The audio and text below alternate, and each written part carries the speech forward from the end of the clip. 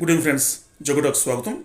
జనరల్గా మన లైఫ్లో కొంతమంది వ్యక్తుల్ని శత్రువులుగా భావిస్తుంటాం, కొంతమంది వ్యక్తుల్ని మిత్రులుగా భావిస్తుంటాం. అది ఎలా అంటే ఎవరైతే మనకి మంచి హెల్ప్ చేస్తుంటారో, అంటే మనకు సపోర్ట్గా మాట్లాడుతుంటారో, మనకి అవసరమైన ఉపయోగపడతారో వాళ్ళని మనం మిత్రులుగా భావిస్తుంటాం.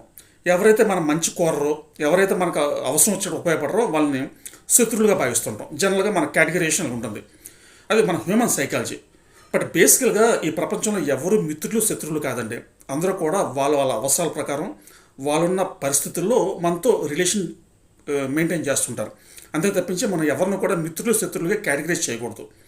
బేసికల్గా మన మిత్రుడు ఎవరు శత్రుడు ఎవరు అంటే మన మనసేనండి. మనం చెప్పినట్టు మన మనసు ఉంటే మన జీవితంలో సక్సెస్ఫుల్ అవుతాం. మనం చెప్పినట్టు మన మనసు వినకపోతే మన జీవితంలో ఫెయిల్ అవుతాం. కాబట్టి మనసును ఆధీనంలో పెట్టుకునే ప్రయత్నం చేయాలండి. మనసు మన చేతిలో ఉంటే మన జీవితంలో మంచి ఉన్నత స్థితికి ఎదిగే అవకాశం ఉంది. ఇది ఓన్లీ కేవలం ప్రాక్టీస్ ద్వారా మాత్రం సాధ్యపడుతుందండి.